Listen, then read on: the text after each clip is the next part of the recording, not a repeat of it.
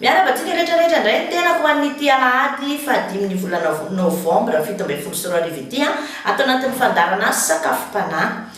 Ny fandarana sakafom-panahy moa dia hoentina hampahirezana antsika rehetrarehetra atao anatin'izao fandarana izao ifampizarana tenin'Andriamanitra hoentina hiderana an'Andriamanitra ihany koa ry fampizarana karazana fampahirezana kely vitsivitsy sy ny sary miaina evangelika izany. Mialohan'ny irosotsika eo anatin'ny fandarana ary dia andaontsika hiderany tompo amin'ny alalan'ity hira anankiray ity. Ndao azy.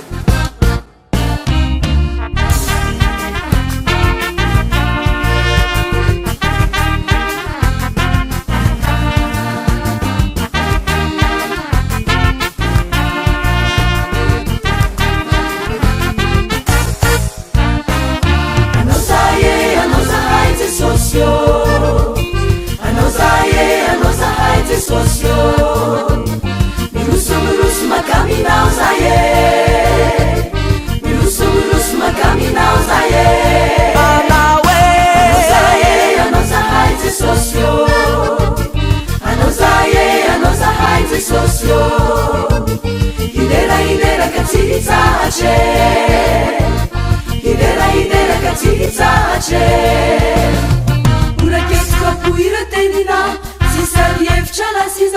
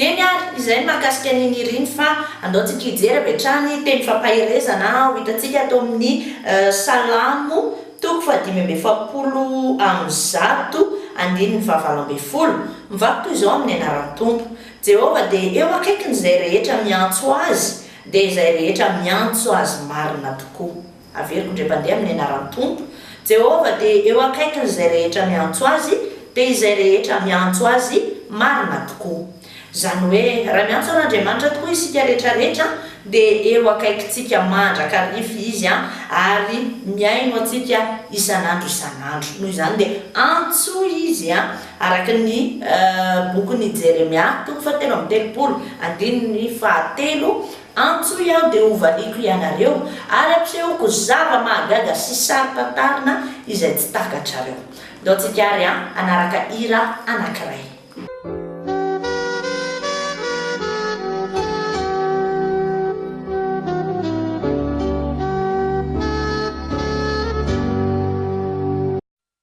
matoky atompo fa ianao tsy andao ahy ary mbola mino aho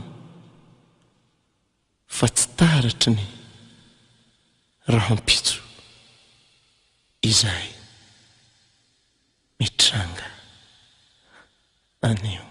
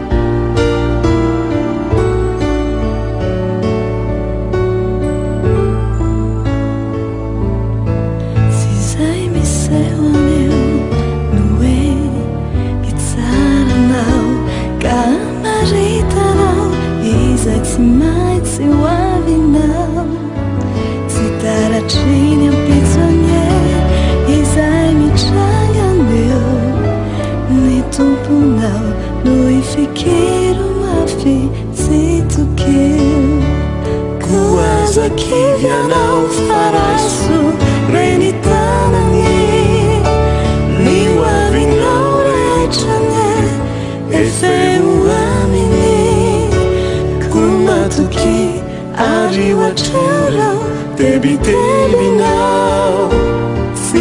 maintsy ho tonga ilay maraina vaovao kumatoky ary ohatreleo tebitebinao tsy maintsy ho tonga ilay maraina vaovao kuazakidanao faraiso renitarani ni wavinao retrane efeuani kumatuki ari watrero tebitebinao si maintsy ho tonga ilay maraina vaovao kumatuki ari watrero tebitebinao si maintsy ho tonga ilay maraina vaovao.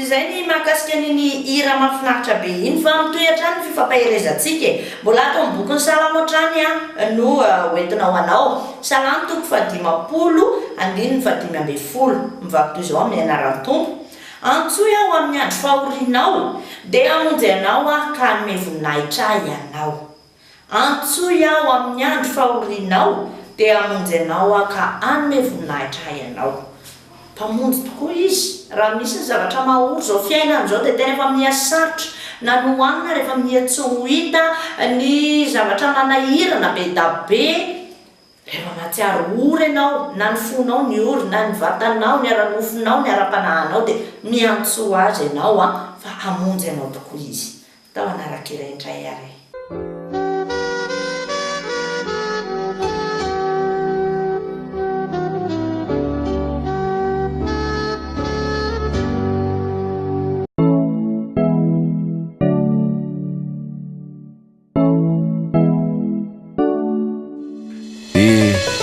Tsaro anao me nataony tompo taminao fony izy mbola taketo igny eo karaha tsy zanakazanahary izy tambony tany taketo nanetry tegna ho ambany izy tiny sy eritrereto move efa ambany sy olo na vitany zany afa-tsy jesosy tokana ihany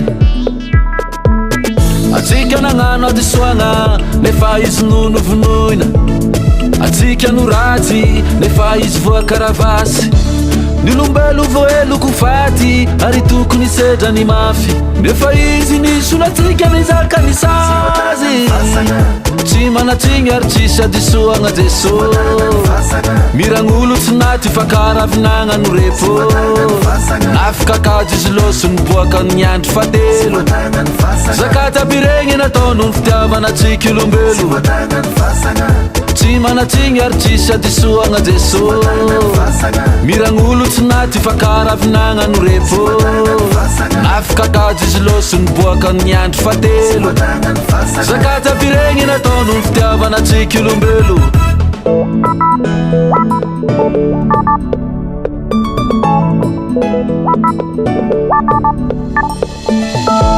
tokony ho tsampanao fa marary vavatsik'i velogno imagine be anao tsy biby fa ain'olombelogno no satrona tsilolo jaby raraka sora vaky nitsindrotsindromy ny lefogny piry farany naty atsika nagnano adisoagna nefa izy nonovonoina atsika no ratsy nefa izy voakaravasy ny olombelo voelo kofaty ary tokony sedra ny mafy nefa izy nisolatsika nizaka ny sazy tsy manatsigny ary tsisy adisoagna jeso miragn'olo tsy tanaty fakaravinagna no repo nafakakady izy losony boaka ny andro fatelo zakajaby regny nataony ny fitiavanatsika olombelo tsy manatsigny ary tsisy adisoagna Jesô miragn'olo tsy naty fakaravinagna no repo nafakakady izy losony boaka ny andro fatelo zakajaby regny nataony ny fitiavanatsika olombelo maty noho ny fahotako izy maty noho ny fahotanao koa nofatsinna noho ny adalako mamela tompo fa ifonako ny olombelo voeloko faty ary tokony sedrany mafy nefa izy nisonatsika nizakany sazy tsy manatsigny ary tsisy adisoagna Jesô miragn'olo tsy naty fakaravinagna no repo nafakakady izy losony boaka ny andro fatelo zakajaby regny nataony ny fitiavanatsika olombelo tsy manatsigny ary tsisy adisoagna Jesô miragn'olo tsy naty fakaravinagna no repo nafakakady izy losony boaka ny andro fatelo zakajaby regny nataony ny fitiavanatsika olombelo tsy manatsigny ary tsisy adisoagna Jesô miragn'olo tsy naty fakaravinagna no repo nafakakady izy losony boaka ny andro fatelo zakajaby regny nataony ny fitiavanatsika olombelo tsy manatsigny ary tsisy adisoagna Jesô miragn'olo tsy naty fakaravinagna no repo nafakakady izy losony boaka ny andro fatelo zakajaby regny nataony ny fitiavanatsika olombelo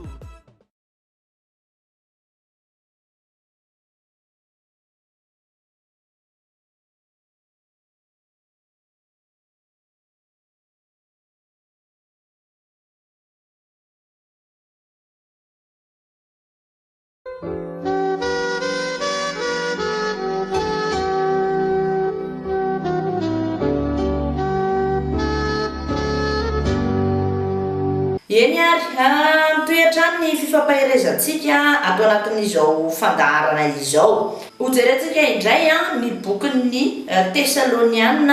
Tesaloniana toko fahadimy Tesaloniana voalohany toko fahadimy andininy faha enina ambin'ny folo fito ambin'ny folo ary koa ny valo ambin'ny folo izay indray andeha hojerentsika hoentina ifampaherezana Tesaloniana voalohany toko fahadimy andininy faha enina ambin'ny folo fito ambin'ny folo valo ambin'ny folo mifalia mandrakariva mivavaka aza mitsahatra misaora amin'ny zavatra rehetra fa izany ny sitrapon'Andriamanitra ao amin'ny Kristy Jesô ho anareo averiko ndrempandeha amin'ny anaran'ny Tompo Tesaloniana voalohany toko fahadimy andininy faha enina ambin'ny folo mifalia mandrakariva mivavaka aza mitsahatra misaora amin'ny zavatra rehetra fa izany ny sitrapon'Andriamanitra ao amin'ny Kristy Jesô ho anareo izany hoe teny miresaka foana an'ilay hoe mivavaha aza mitsahatra ilainy izay mivavaka izay mila mifaly ao amin'Andriamanitra isika ary mila mahay misaotra azy ihany koa amin'ny zavatra rehetra amin'ny fiainantsika dia mivavaka mangataka aminy izay rehetrarehetra ilaintsika noho izany mangatan'Andriamanitra ianao fa ninninona angatanao aminy araka ny efa resahako teo hoe ao amin'ny Jeremia 3:3 dia mivaky toy izao hoe antsoia dia hovaliko ianao ary ampisehoko zava mahagaga izay tsy takatrao apetrao fonja isaky ny misy zavatra miantra amin'ny fiainanao dia azadininy miantso an'Andriamanitra na ny zavatra kely indrindra amin'ny fiainanao na ny zavatra farak'izay lehibe dia matoka isa azy dia miantso azy fa ho hitanao fa mo misy zava-mahagaga izay tsy hainy va fa na ny tendrombohitra azy dia hainy manisaka azy ao tsika anaraka irairay indray ary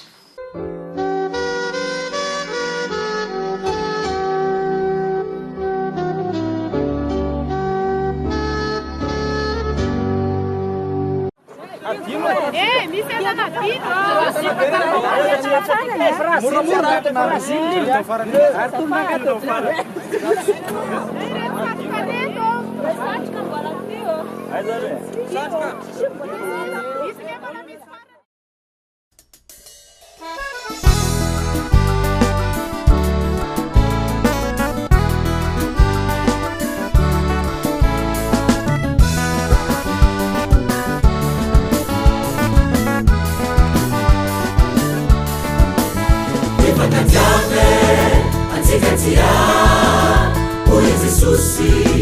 zay tsy mahafo nanolotranaino ny fitiavana antsika isany noti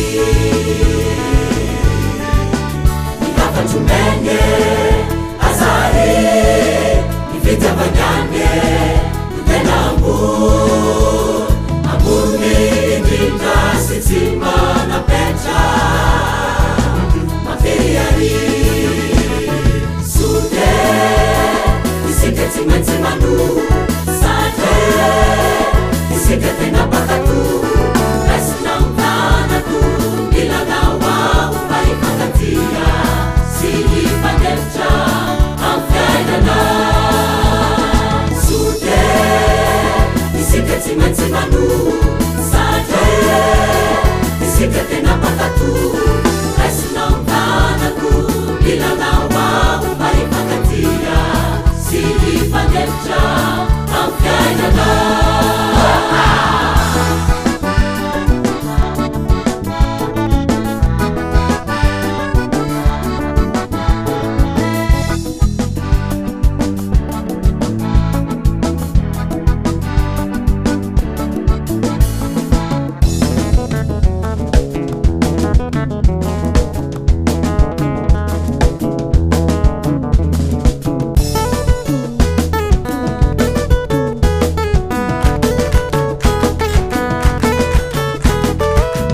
Sosegny zala Jesus jaurauna Jesus iurulai Datu anda andaware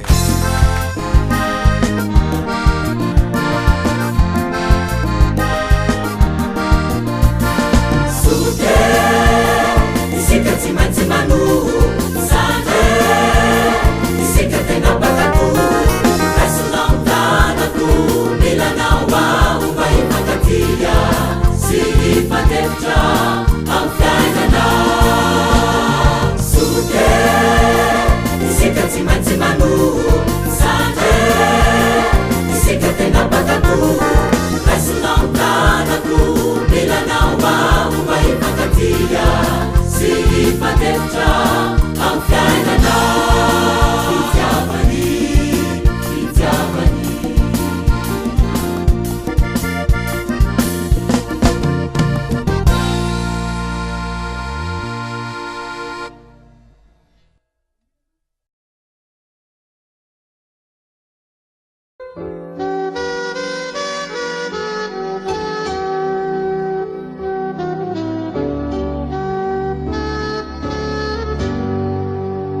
eny ary toy ny mahazatra tao anatin'ny fandaharana sakafom-panahy dia misy hatrany ihany fifampizarana sary miaina ndaontsika hanaraka dessin animé évangélika anankiray mahafinaritra dia mahafinaritra izy ity tsy ho an'ny ankizy kely rery akory fa na ho an'ny olon-dehibe ihany koa dia atolotra fitiavana be ndao azy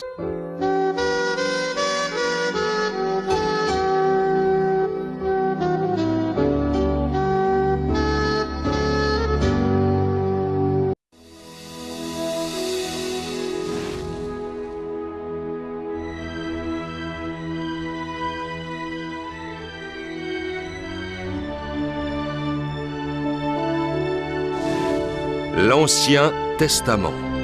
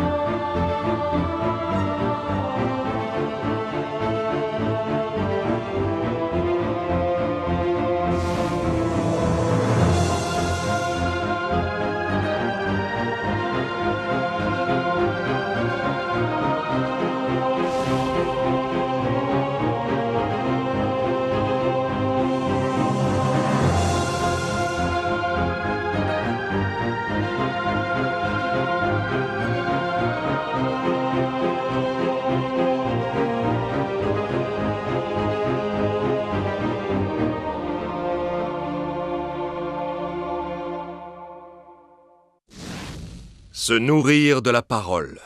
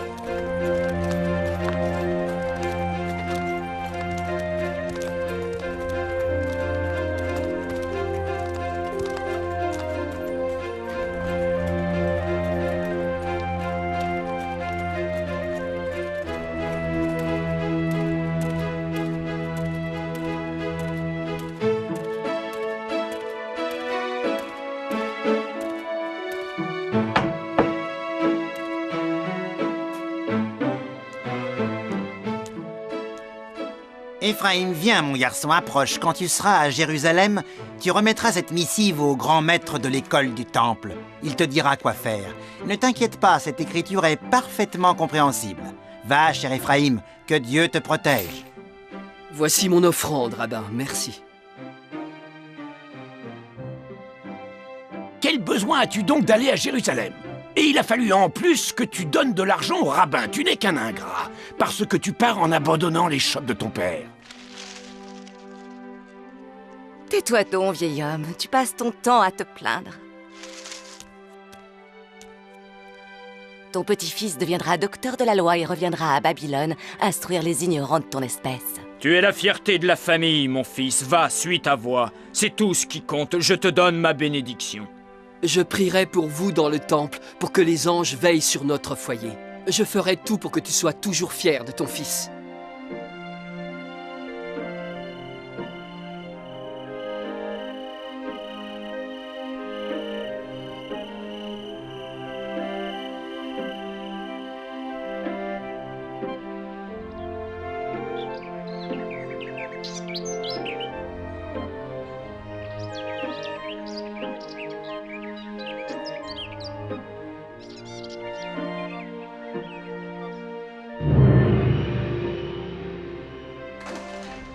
La grande Babylone se réveille à l'aube d'un nouveau jour. Les paysans et les marchands attendent devant les portes de la ville pour aller vendre leurs produits au marché. Mais d'autres, comme Ephraim, la quittent pour une destination lointaine. Jérusalem est loin, c'est un long voyage. Mais la volonté de Dieu doit être exaucée.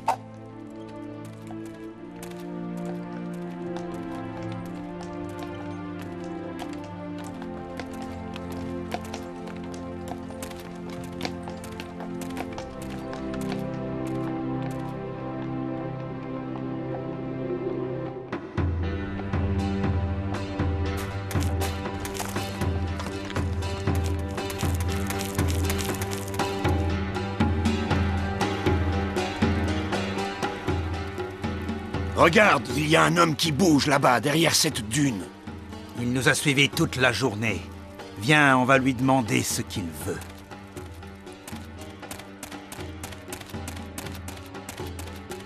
Tiens là, voilà notre homme. Hé, toi! En voilà des manières. Qu'est-ce que vous me voulez? Tu nous suis depuis ce matin. Maintenant, dis-nous pourquoi. Heureusement pour moi, vous n'allez pas très vite. Si je vous suis, c'est pour ne pas me perdre. Es-tu vraiment sûr que c'est la raison? Oui, je dois me rendre à Jérusalem. Je vais à l'école du temple pour y étudier. J'ai une lettre du rabbin de Babylone, je vais vous la montrer. Non, non, c'est inutile. On voit bien que tu n'es pas un voleur. Et d'ailleurs, où est-ce que tu mettrais ton butin? Tu n'as même pas un âne pour t'accompagner. Si j'en avais un, c'est que je serais riche. Viens avec nous au camp, mon garçon. Ce sera plus confortable qu'ici.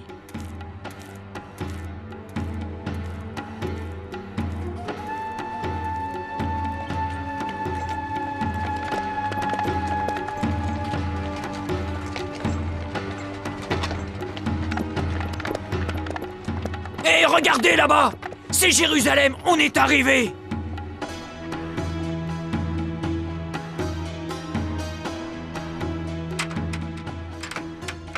Chaque jour, Jérusalem ouvre ses portes aux pèlerins venus adorer Yahvé dans le temple reconstruit par Hérode le Grand. Ils arrivent des 4 coins de la Palestine, qui a été soumise autrefois par les Romains, et d'autres pays où ils ont émigré. Éphraïm se trouve également dans la ville sainte. Je suis arrivé ici venant de Rome il y a environ 5 ans, et je dois dire que je m'y plais beaucoup. J'ai appris depuis à connaître parfaitement ce peuple. Nous avons soumis d'autres peuples, bien plus nombreux que ces Israéliens. Celui-là est particulier, et je ne lui connais pas d'équivalent dans le monde. Et d'ailleurs, Rome en a fait son ami. C'est pourquoi nous le respectons. Quel que soit l'endroit où ils sont, ils bâtissent des synagogues. Ils ont l'habitude de vivre regroupés dans des communautés au sein desquelles ils suivent les préceptes de leur Dieu et de sa loi. Tu comprends pourquoi je dis qu'ils sont particuliers. Mais alors, la loi de Rome? Ils la respectent, parce que leurs lois sont justes, comme le sont aussi les nôtres. Partout, ils ont des synagogues. À Alexandrie, en Égypte, à Carthage, à Corinthe, à Babylone, en Sardaigne, à Délos, à Antioche. Et ils en ont même bâti une à Rome. Une synagogue à Rome, c'est incroyable. Leur histoire remonte à la nuit des temps. Elle est bien plus ancienne que celle de Rome. Ils obéissent tous à la volonté de leur Dieu tout-puissant, transcrite par leurs prophètes, des hommes qu'il a envoyés à travers les siècles afin de les guider. J'ai pu voir certains de leurs anciens manuscrits au marché d'Alexandrie en Égypte. Si à l'époque j'en avais acheté, penses-tu que j'aurais pu les revendre à Rome? Bien entendu, pour les Juifs, ces manuscrits ont une valeur inestimable. Les Israéliens apprennent depuis leur enfance à en déchiffrer le sens, afin de mieux adorer leur Dieu à travers sa parole. Et chacune de leurs synagogues est une école. Malgré tout, le grand Pompée les a battus avec ses légions. Ils n'ont plus de terre à eux depuis qu'il a investi leur ville. Oui, mais au travers de chacune de leurs synagogues, leur nation continue d'exister. Parce que depuis leur plus tendre enfance, ils bâtissent leur foi autour de l'univers de leur Dieu. Tiens, regarde, tu vois là-bas ce bâtiment. Il abrite le Sanhédrin, le tribunal suprême du peuple juif. Il comprend 70 membres, les anciens, les représentants des grandes familles et tous ceux qui au cours de leur vie ont été grands prêtres. Tu vois cette file de jeunes gens? Ils se rendent à l'école du temple où ils vont étudier. Et qu'est-ce qu'ils étudient au juste? La parole de leur Dieu qui a été transcrite par Moïse. Veuillez entrer. Dépêche-toi. Merci. D'où est-ce que tu viens, mon garçon? J'arrive de Babylone. J'ai une recommandation de mon rabbin. Eh bien, dans ce cas, entre donc. Vas-y.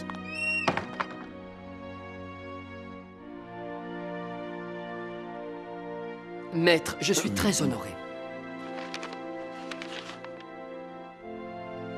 Ah oui, je vois. Le rabbin dit beaucoup de bien de toi et que tu sais même écrire et lire en grec. Ça te servira à rien ici, on utilise l'araméen. Alors je l'apprendrai, maître. Ta table de travail est la 3e sur la droite, celle qui est libre. Si tu veux, tu peux commencer tout de suite. Tenez, ceci est la contribution de mon père pour ma scolarité.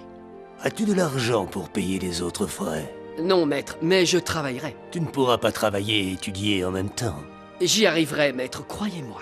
Alors prends ce rouleau et mets-toi immédiatement au travail. Il est écrit en araméen. Dis-moi quand tu seras prêt et ensuite tu expliqueras à tes compagnons ce qu'il dit exactement. Bien, maître, je vais faire tout mon possible.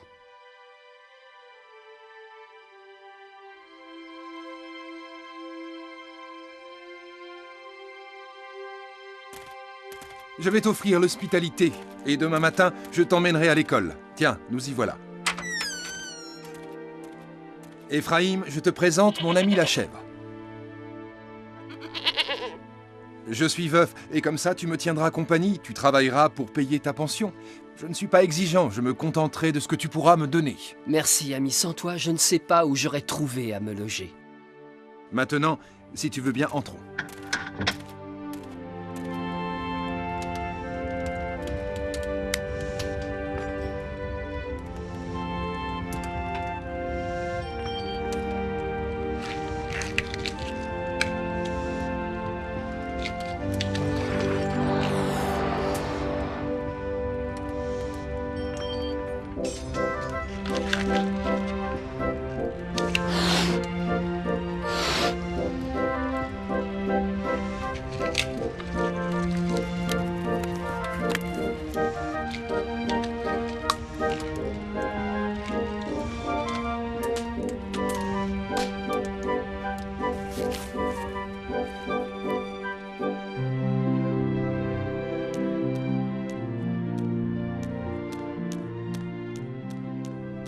Dépêche-toi, tout le monde est déjà là. La miséricorde de Dieu est devenue loi dans les tables de Moïse. Zimri. Tous les 3 ans, la totalité du revenu des moissons des champs devra être donnée aux pauvres, car cela est écrit. Et tous les 7 ans, quand l'année de rémission est proclamée, chaque créancier abandonnera son droit à son frère débiteur, car cela aussi est écrit. Mais si, à l'approche de la 7e année, vous apprenez que votre frère a l'intention d'abuser de votre confiance en vous demandant un prêt avant la fin de cette période, pour profiter des préceptes de la loi, pour vous voler. Que ferez-vous alors dans ce cas? Peux-tu répondre, Daniel? Si je savais qu'il veuille me voler, moi je refuserais de lui prêter de l'argent. Le prêt doit être accordé à celui qui le demande, si... Eh bien, continue, Ephraim. Si avant il renonce solennellement à son droit d'user de la loi de Moïse. Je te félicite, Ephraim. C'est un grand maître, le docteur Hiel, qui a introduit cette exception à la tolérance afin que la miséricorde de Dieu ne soit pas trahie par ce qui est écrit dans la loi. Bonne réponse, Ephraim.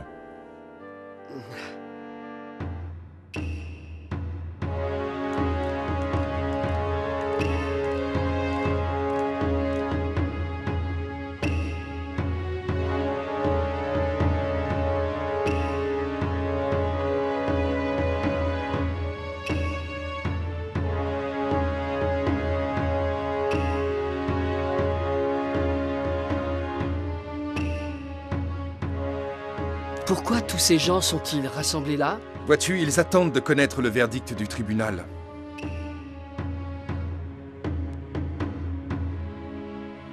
Mais ils doivent être plus d'100.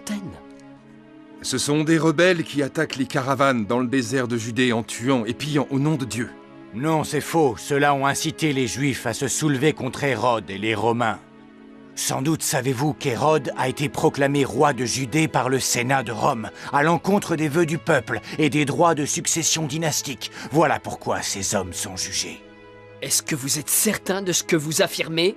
Bien sûr, j'ajouterai même que cette révolte contre Hérode et ses amis les Sadducéens est une manière aussi de se rebeller contre l'occupant romain. Tu ferais mieux de te taire si tu veux garder ta tête sur tes épaules. J'étais avec eux, mais moi, j'ai réussi à ne pas me laisser prendre. Il vaut mieux ne pas rester là. Venez.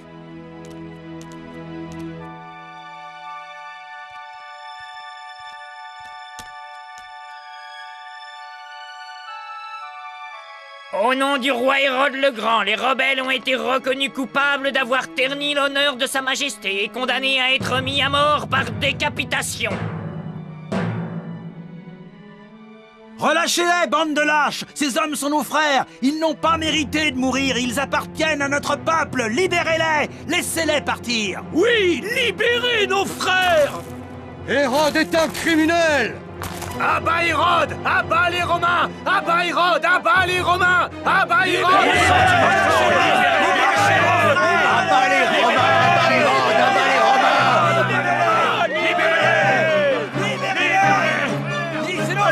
Libérez nos frères!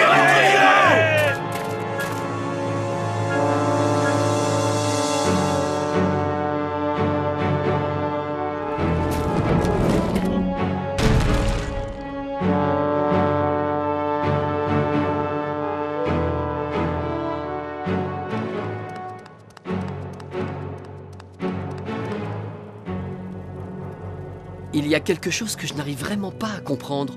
Pourquoi notre peuple n'est-il pas capable de retrouver sa splendeur du temps de David et de Salomon? La faute en revient à nous seuls, Ephraim. Nous avons été battus par les peuples voisins, et ensuite par les Romains. Ils ont détruit la ville de Jérusalem et son temple. Mais comme toujours avec nous, tout a été reconstruit. Et je me demande si l'alliance entre Moïse et le Tout-Puissant n'a pas été rompue. Sinon, pourquoi Dieu ne s'en souvient-il pas?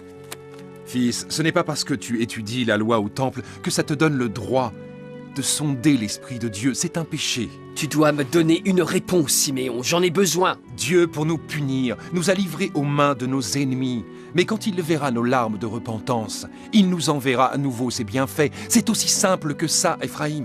Ça ne changera donc jamais. Nous continuerons à pécher et à attendre que Dieu nous accorde son pardon. Qui peut connaître les desseins de Dieu? Qui peut dire ce que sera demain? Qui peut prétendre savoir ce que va devenir le monde dans l'avenir, Ephraim?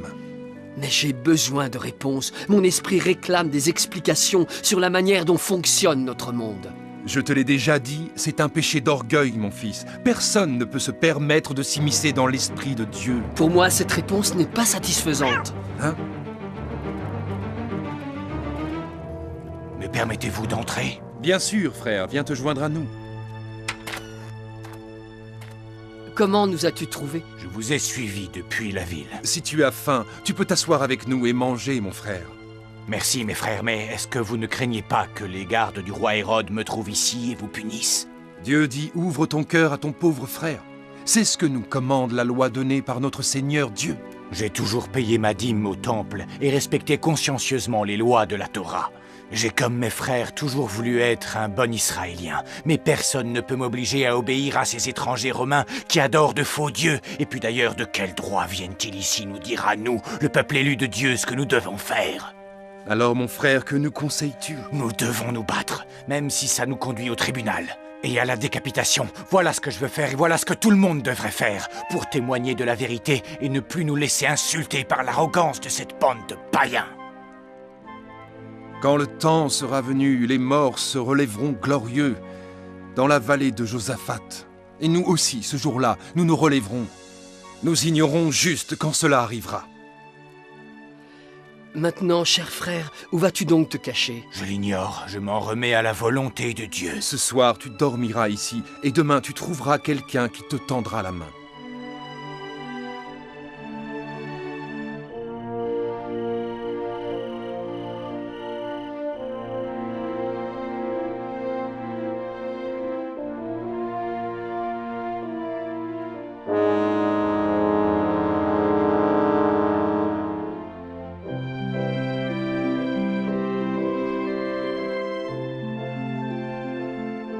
L'eau de ce bain est bénite, que celui qui a péché soit purifié et retrouve sans tarder le chemin de Dieu. Béni soit le Tout-Puissant, béni soit son nom. Lave les péchés de Jérusalem, ô Seigneur. Pitié, aie pitié de nous, ô Seigneur. Que les péchés de Jérusalem soient lavés par cette eau.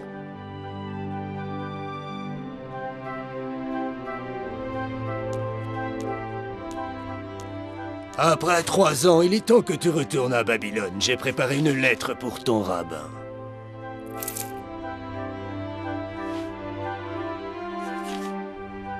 Maître, ce que vous m'avez appris durant ces années n'a pas de prix à mes yeux. Tu as été un bon élève, Dieu te bénisse. J'aimerais encore vous poser une question, si vous le permettez. Je t'écoute, mon fils. Quand le jour du salut viendra-t-il enfin pour notre peuple? Est-ce que vous pouvez répondre à cette question, cher maître? Notre peuple a entrepris un voyage et la route est longue. Tu connais parfaitement les manuscrits. Tu es un bon étudiant. Et ce que tu as appris te permet maintenant de comprendre que les voies du Seigneur sont impénétrables. C'est comme si nous étions perdus dans le désert, vaincus par des ennemis qui nous auraient réduits en esclavage. Est-ce que vous ne croyez pas que nous risquons de périr dévorés par les vautours et qu'il ne restera plus de nous que des os oubliés au soleil? Non, rassure-toi, mon cher Ephraïm, cela n'arrivera jamais parce que nous portons en nous le pain du monde et sa mémoire dans ses rouleaux. Le voyage est long et difficile, mais la parole de Dieu nous guide vers notre destin.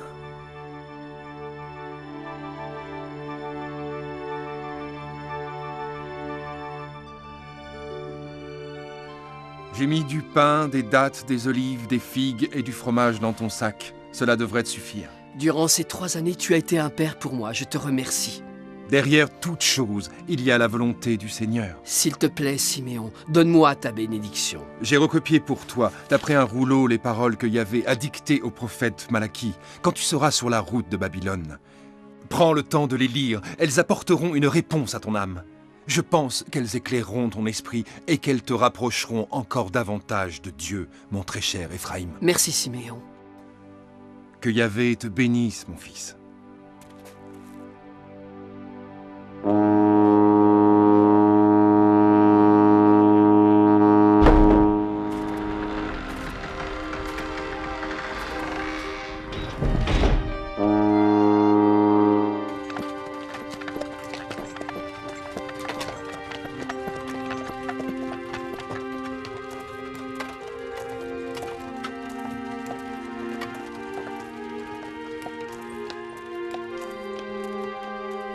Le voyage du peuple de Dieu se poursuit selon sa volonté de l'ombre à la lumière, de la lumière à l'ombre, et à nouveau vers la lumière.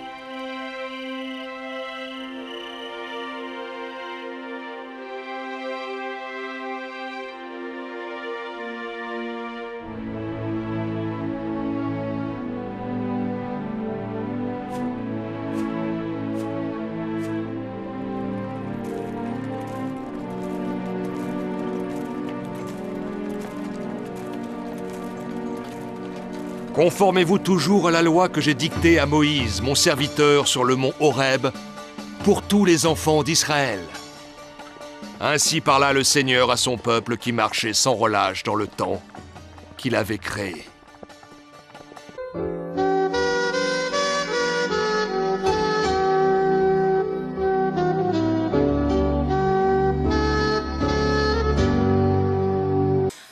Hoenany alantsika iry zay sary miaina izay aloha hoentintsika isan-taona kely.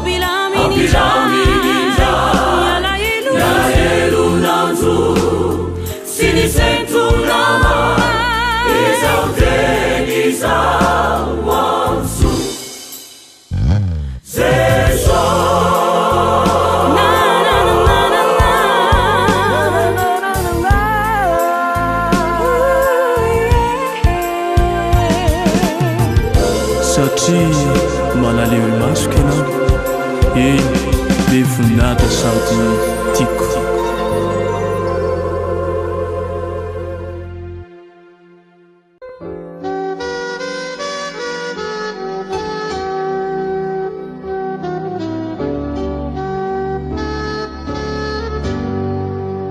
Efa tia-pamaranana ny fandarana sahady isika mialohan'izay moa dia tiako foana ny mampatsiahy antsika rehetrarehetra kristianina rehetrarehetra tsy akanava na fiangonana zokiny ianao na fiangonana zandrina na fiangonana tranainy ianao na fiangonana le nouveau aty aoriana ireny dia afaka miara-miasa isika ato anaty fandarana sakafom-panahy. Ato anaty sakafom-panahy ny fandefasana ny spot évangélique angamba fampahafantarana évangélique na filazana ara-pilazana tsara ireny dia tsy andoavam-bola izany fa any anatin'ny fandefasana pub kosa no hafa. Noho izany dia azontsika atao tsara miara-miasa atao anatin'izao fandarana sakafom-panahy izao.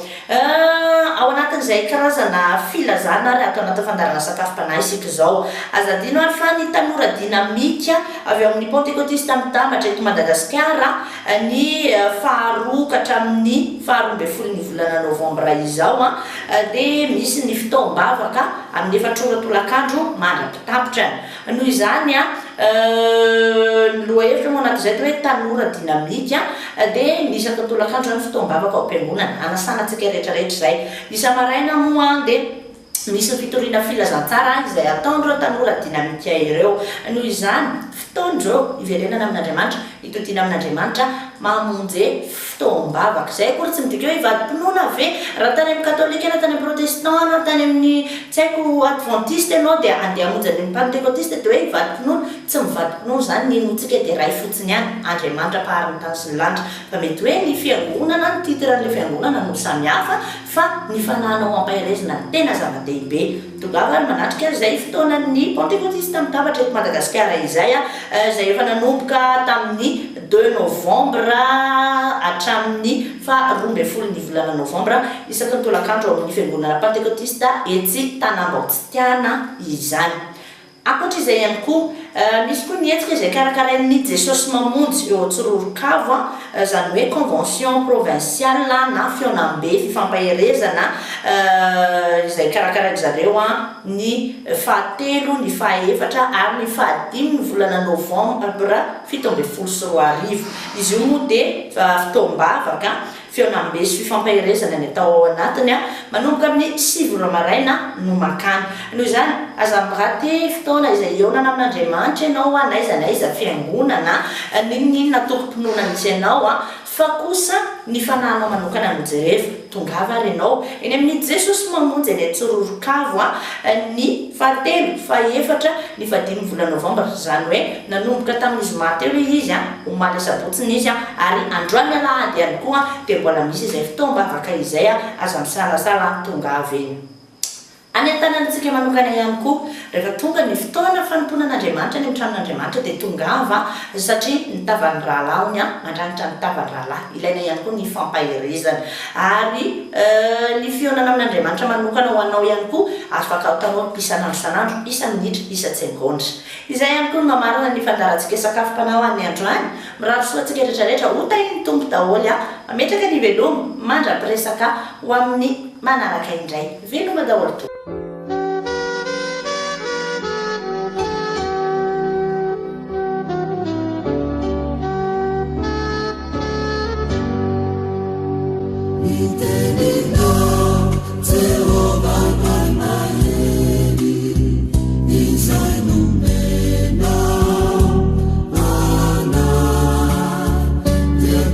It's